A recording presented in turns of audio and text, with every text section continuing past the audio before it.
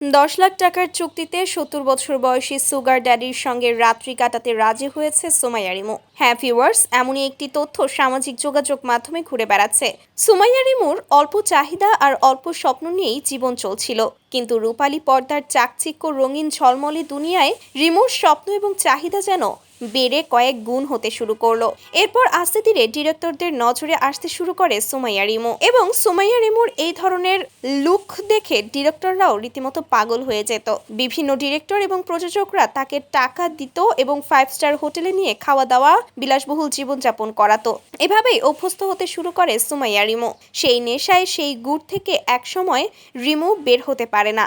আর এর পরপরই স্বামী মানিক হাওলাদারের সঙ্গে রিমুর দ্বন্দ্ব শুরু করে। এক পর্যায়ে রিমু বলেই বসে, তুমি তো আমার চাহিদাই পূরণ করতে পারো না, কেমন স্বামী হয়েছো তুমি। তারপরেও মেকআপ ম্যান মানিক হাওলাদার অনেক চেষ্টা করেছিল তার সুন্দরী বউটাকে নিজের করে রাখতে, আগলে রাখতে, কিন্তু সময়ের সঙ্গে সঙ্গে রিমুর চাহিদা দিন দিন আকাশ ছোঁয়া হয়ে গিয়েছিল।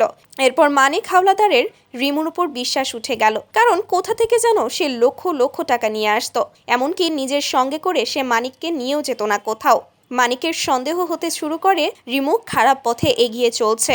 10 বছরের সন্তান রেখে সুমাইয়া রিমু রঙিন জগতে বিভিন্ন ডিরেক্টরদের সঙ্গে রাত্রি যাপন শুরু করলো। তারপরে একের পর এক গর্জিয়াস লুক, ব্রাইডাল শুট, ফ্ল্যাশব্যাকে জ্বলে উঠতে শুরু করলো সুমাইয়া রিমুর বিলাসবহুল জীবনযাত্রা। স্বপ্নযাত্রার যখন খরচ আকাশ ছোঁয়া, তখন সামান্য টিকটক এবং নাটকের 2-1টা ক্লিপে অভিনয় করে সেই টাকা তুলতে পারত না সুমাইয়া রিমু। শেষ পর্যন্ত সুমাইয়া রিমু সিদ্ধান্ত নিল সে সুগার ড্যাডিদের সঙ্গে মিউজিক ভিডিও কিংবা তাদের সঙ্গে রাত্রি যাপন করে সার্ভিস দিবে। বিভিন্ন দেশ থেকে সুমাইয়া রিমুর কাছে অফার আসে নাইট স্পেন্ড করার জন্য। যদিও অনেক আগে থেকেই এই অফার আসতো, কিন্তু তার হাজবেন্ড মানিক থাকার কারণে সে সেগুলোকে গুরুত্ব দিত না। সর্বশেষ শ্রীলঙ্কায় 70 বছর বয়সী এক সুগার ড্যাডির সঙ্গে মাত্র 3 রাত কাটানোর জন্য 10 লক্ষ টাকায় চুক্তিবদ্ধ হয় সুমাইয়া রিমু। এই সুগার ড্যাডির সঙ্গে চুক্তি হয় সে রিমুকে 10 লক্ষ টাকা ক্যাশ দিবে, সেই সঙ্গে শ্রীলঙ্কার সবচেয়ে বিলাসবহুল 5 স্টার হোটেলে রাত্রি যাপন করাতে হবে। এমনকি বাংলাদেশে থাকা অবস্থাতেই 50% টাকা তাকে পেমেন্ট করতে হবে, আর বাকি 50% সার্ভিসের পর।